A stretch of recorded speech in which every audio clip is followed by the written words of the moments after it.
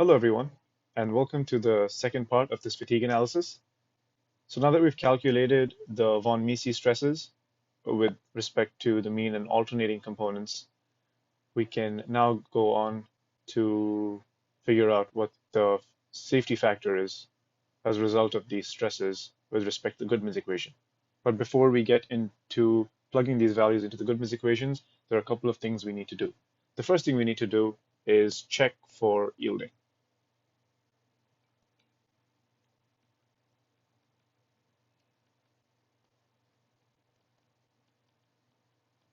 And again, this is laid out in the document. So here we have our equation, sigma A plus sigma A prime plus sigma M prime is equal to Sy over N. So we need to calculate for N with respect to the yield strength and figure out whether the material or the component yields or not. So so N, Y yielding or safety factor in yielding, however you like to write it. It is the yield strength divided by the sum of the alternating and the mean von Mises stresses. So we need to know what the yield strength is. So if we go back to the appendix for 3140 normalized, we have 87.0 KSI. So we have 87.0 over 39.75 plus 39.8, which gives us 1.094. So this is greater than 1, so it does not yield. So we can go ahead and apply the Goodman's equation. Now I understand that this is really close to 1, but like I said earlier, this is a very conservative approach to checking for yielding. So if anything is even numerically greater than 1, we can safely assume that it theoretically does not yield. Okay, now that we've checked for yielding, before we apply the Goodman's equation, we need to solve for Sn, so the endurance limit. Now you can choose to solve the endurance limit here or earlier. Endurance limit. Okay. You can choose to solve the endurance limit here at part 6, or you can do it earlier in the problem. Now the reason I say you could do it early on is because it's an easy way to score points. Now calculating the endurance limit requires you to check figures and plots and compute it, and as a result it carries a lot of points. And this is purely from an exam perspective. If you find yourself running short on time, I would definitely start off with solving for the endurance limit and just getting that out of the way, because you can get a substantial amount of points in whenever you're dealing with the fatigue problem. Now a word of caution. In the question, if they mention the words corrected endurance limit and they give you a value for that, that means we've already calculated the endurance limit for you, and you just have to use that in some sort of a computation. So don't try to compute the endurance limit again, because that just doesn't make sense, because it's already given to you. It's already corrected with the correction factors, the modifying factors, or the Marin factors. So in that case, don't start off with the endurance limit. You'll have to, compute some stresses and equations and so on and so forth. So be careful if you start off solving for the endurance limit, you're not given the endurance limit already. Okay, so as discussed before, Sn is simply the combination of your load, gradient, surface, temperature, and reliability factors multiplied by the R or more endurance limit Sn prime. So let's look at each of these individually. We have Sn prime, right? So let's look at the document and see what it says about Sn prime. So it says that Sn prime is always 0.5 times SU if it's less than equal to 1400 megapascals or 200 KSI. Now we're dealing with 129 KSI, so that's lower than 200 KSI, which means we can use 0.5 SU. If it happened to be greater than 200 KSI, then we'll just use 700 megapascal or the KSI equivalent to it. So we're safe to use, it's okay to use the 0.5 SU in this case. So we have 0.5 times SU, which is whatever half 129.3 is. And I have that down as 64.65 KSI. So now we're looking at the load factor. And like I said earlier, we're only going to solve this in terms of bending because we're dealing with combined loading and the additional factors. So let's go back here again, right? You see the 1, you see this 0.85 and the 0.58 is already incorporated in your equation down here. This 3, when you take the square root, right, becomes square root 3. And because sigma axial, the term in the Goodmans is SA prime over SN. And if you put a 0.58 here, right, you're basically saying this is 1 over square root 3. So the square root 3 goes back up in the numerator where there is already a square root 3 that comes in from that equation. So that's why it's okay to use the bending values for the load factor when you're solving for the endurance limit. So I can just say 1.0, which is bending. Then the gradient factor, it's either 1 or 0.9 depending on the size. It's up here. So if it's less than 10, it's 1. It's between 10 and 50, it's 0.9. Otherwise, we use an equation. So let's look at the problem statement here. So this is 1 inch, which is greater than 10 millimeters, but is less than 50 millimeters. So we're going to take 0.9. Then we're looking at so we don't have any information about the temperature factor, so we're going to say it's 1.0. Doesn't look like surface factor. We have a material that is fine ground. So that is the surface finish. So let's look at our surface factor is in the document here. So we're looking at 129, right? Is the KS is the ultimate tensile strength, which is somewhere around here. And we're going to stop at fine ground. So that's exactly 0.9. While I'm here, I'm just going to look at the other factor. So 0.9 is surface factor. Temperature, I said, was 1 because we're going to assume we're dealing with maybe room temperature or significantly below 840 degrees Fahrenheit. And then the reliability in the question said 99%. So we're going to use 0.814. Again, just to be sure, it is 99%. Okay. So the surface factor is 0.9 because it's fine ground.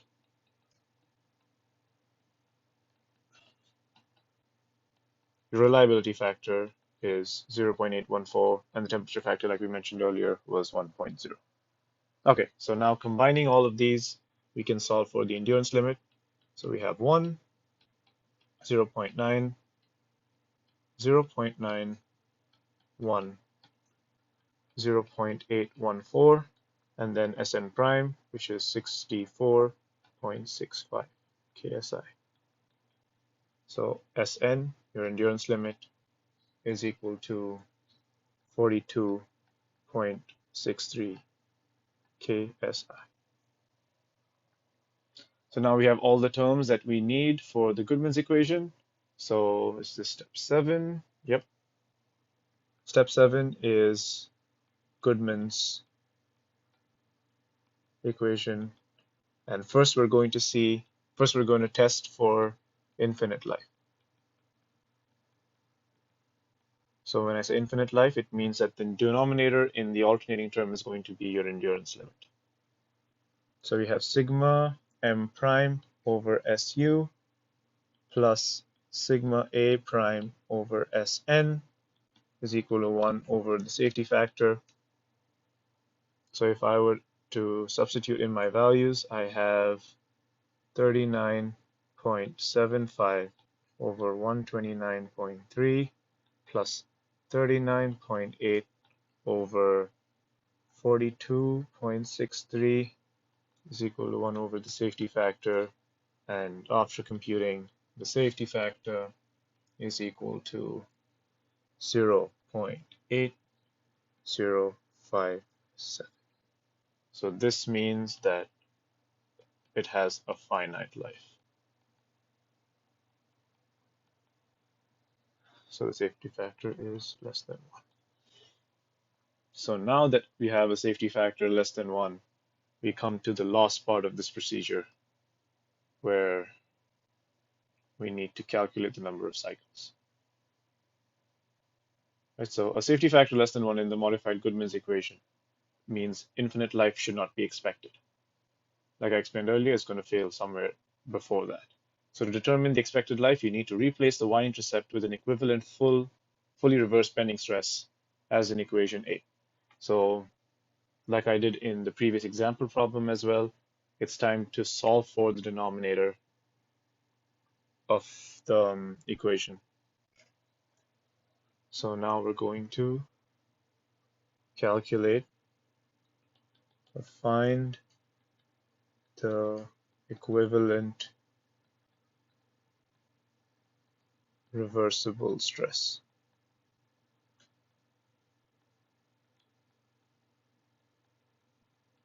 Sigma rev, or S, I like to call it S rev, but it doesn't matter. Okay, so because I like to think of it as a strength, but sigma rev, S rev, interchangeable. Okay, so we have sigma prime M over SU plus sigma prime A over S rev. I'll use sigma rev, that's better, less confusing. Sigma rev is equal to 1 over SF, and we have to set the safety factor equal to 1. Now, if the problem said we want to impose a safety factor of 2, then the first thing to do is check this with respect to a safety factor of 2 and also make this equal to 2. But because it doesn't say anything, if the safety factor isn't given to you, always assume that it's 1. So sigma m prime was 39.75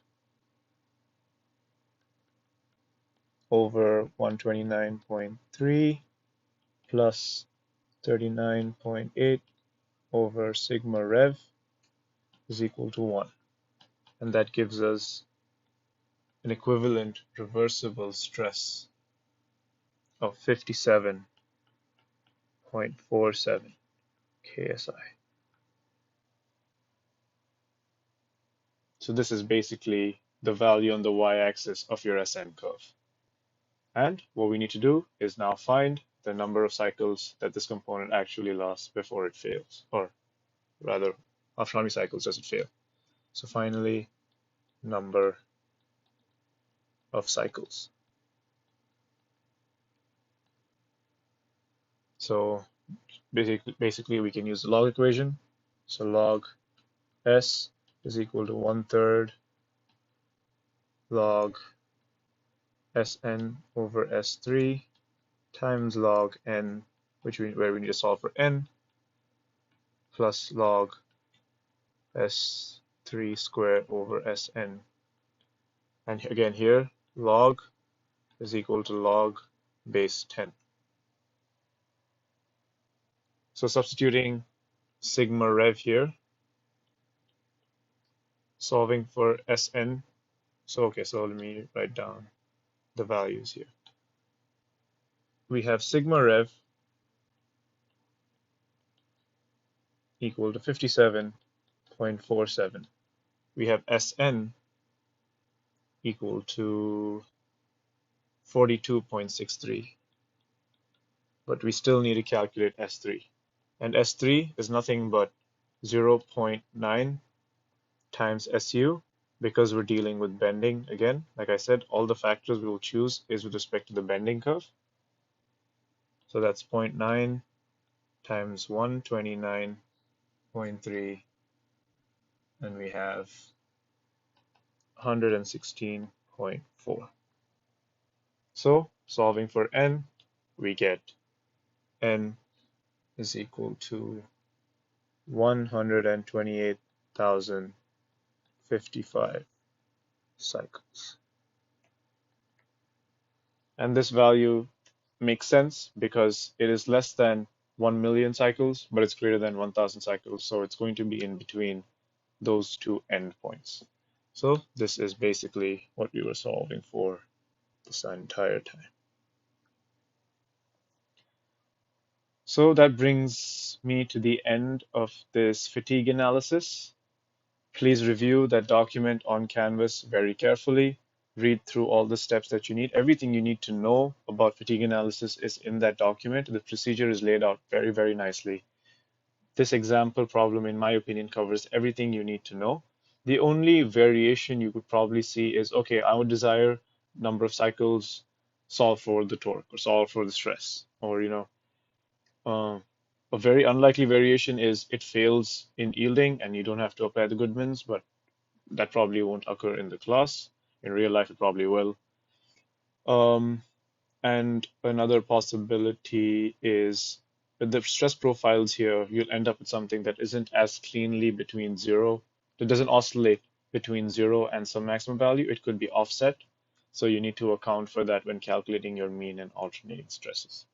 But apart from that, everything you need to know is in the procedure. Make sure you know where to find the strengths of the materials and where to find your KT plots in chapter 4.